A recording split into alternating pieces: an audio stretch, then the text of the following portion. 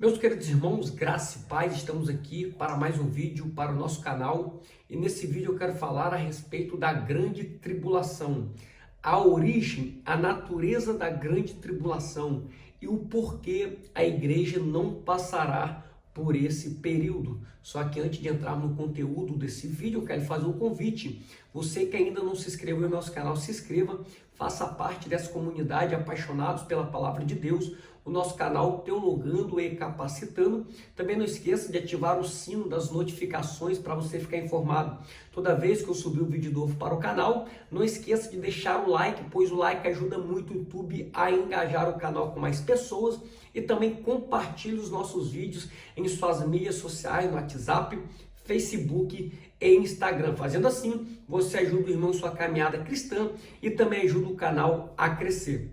Pois bem, dito isso, qual é a origem e a natureza da grande tribulação? O porquê eu acredito que a igreja não passará por esse período tribulacional? Ou seja, o porquê eu acredito que a igreja será arrebatada antes da grande tribulação. Antes de qualquer coisa, nós temos que entender o conceito bíblico da grande tribulação. E nada melhor do que nós deixarmos os textos bíblicos falar por si mesmo. Alguns textos bíblicos irá falar a respeito desse período tribulacional, como Jeremias capítulo 30, versículo de número 7, a sua última parte, podemos dizer, que vai dizer: será tempo de angústia para Jacó, mas ele será resgatado dela. Daniel capítulo 9, versículo de número 27, e ele fará uma aliança com muitos por uma semana, e na metade da semana fará cessar o sacrifício e a oferta, e sobre a asa das abominações virá o assolador, até a destruição determinada, que será derramada sobre o assolador. Joel capítulo 1, versículo de número 15. Ah, que dia! O dia do Senhor está perto e vem com força destruidora da parte do Todo-Poderoso. Joel capítulo 2, verso 1 e verso 2. Tocai a trombeta em Sião e dai o alerta no meu santo monte. Tremam todos os moradores da terra, porque o dia do Senhor está chegando, já está perto. Dia de trevas e de tristeza, dia de nuvens e de trevas espessas, como a alva espalhada sobre os montes.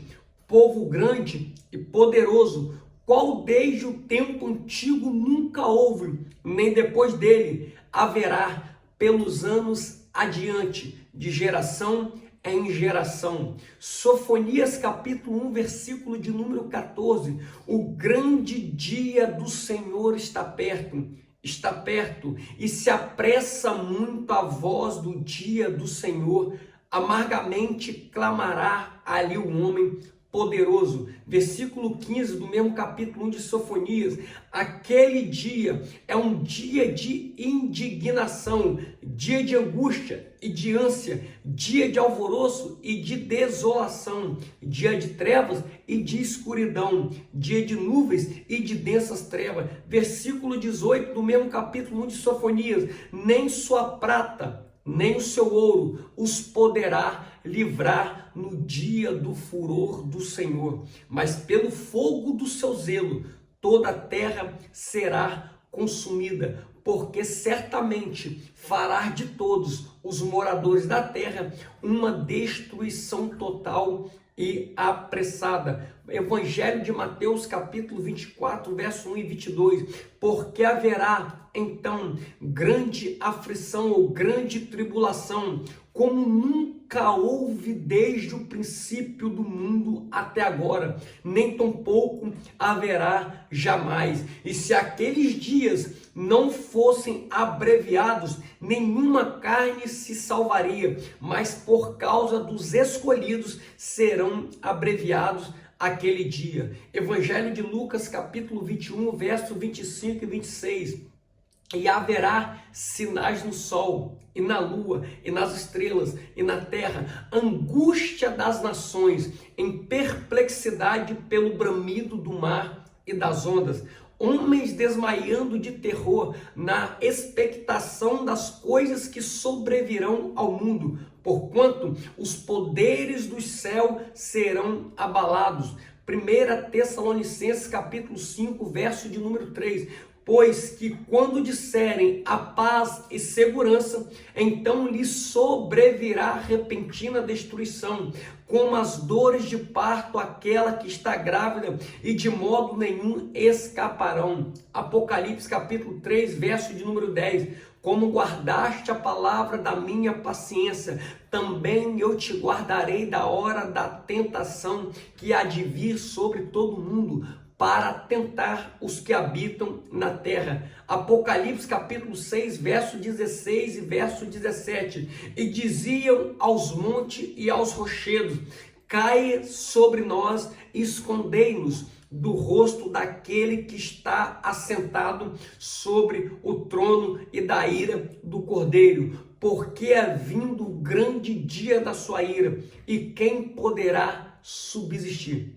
Pois bem, com base nessas passagens bíblicas, torna-se claro a natureza desse período de ira. Uma vez que nós entendemos a natureza da grande tribulação como ira, julgamento, indignação, destruição, desolação, entre outras nomenclaturas que a Bíblia dá para esse período de grande tribulação, nós vamos agora entender qual é a sua origem. O interessante que, por recusarem em distinguir entre as tribulações do dia a dia dessa época que a igreja sofre e o período único da grande tribulação que virá sobre a terra, como disse o próprio Senhor Jesus Cristo em Mateus 24, verso 21, que é um grande dia que nunca houve e nem haverá.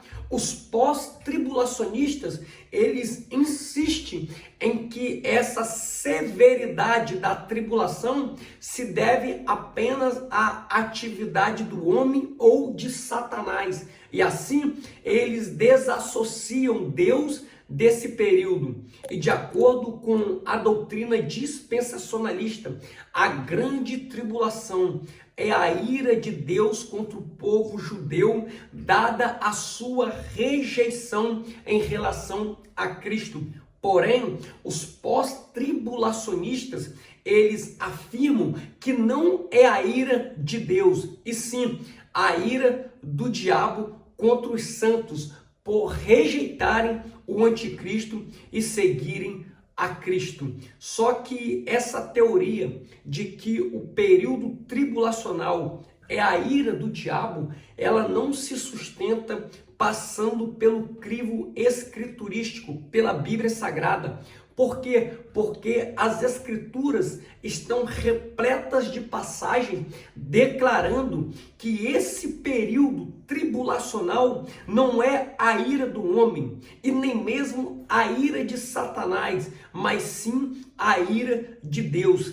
Textos como, para você pesquisar, Isaías capítulo 24, versículo de número 1, Joel capítulo 1, versículo 15, Sofonias capítulo 1, versículo 18, Apocalipse capítulo 6, verso 16 e 17, Apocalipse capítulo 11, versículo 18, Apocalipse capítulo 14, versículo 7, versículo 10 e versículo de número 19, Apocalipse capítulo 15, verso 7 e Apocalipse capítulo 19, verso 1 e 2, entre outros textos que provam que a grande tribulação é a ira do Cordeiro. E de acordo com a Bíblia Sagrada, nós não podemos negar que esse período é particularmente a hora em que a ira de Deus e o juízo de Deus caem sobre a terra.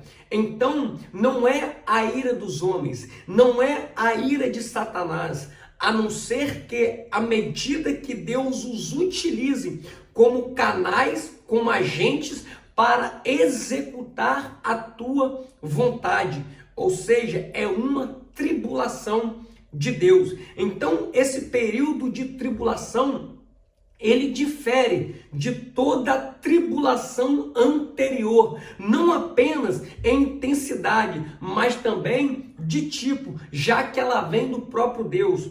Para os pós-tribulacionistas, o que eles dizem? Eu quero citar aqui um pós-tribulacionista, eu quero usar as palavras do grande teólogo Millard Erickson, em seu livro Introdução à Teologia Sistemática, na página de número 523, ele afirma a seguinte expressão, que a tribulação tem sido a experiência da igreja ao longo dos séculos, embora não neguem uma distinção entre a tribulação geral e a grande tribulação. Os pós-tribulacionistas creem que a diferença é apenas de grau e não de espécie. Todavia, essa afirmação, usando o teólogo Millard Erickson como um texto para provar o que os pós-tribulacionistas acreditam, nós vamos ver que essa informação e afirmação é contra o ensinamento do próprio Senhor Jesus Cristo, segundo Mateus 24, verso 21. E para encerrar esse vídeo, esse pequeno estudo, eu quero aqui citar um texto que, ainda que ele esteja primariamente em um âmbito, podemos dizer, soteriológico, eu quero usar para mostrar que a igreja não passará pela grande tribulação. O texto é o texto do Evangelho de João, capítulo 3, verso de número 36, que diz: aquele que crê no Filho tem a vida eterna, mas aquele que não crê no Filho não verá a vida, mas a ira de Deus sobre ele permanece. Uma vez que nós entendemos que a grande tribulação é a ira de Deus, a ira é sobre os incrédulos, os que não fazem parte da igreja verdadeira, judeus e gentios que não fazem parte do corpo de Cristo.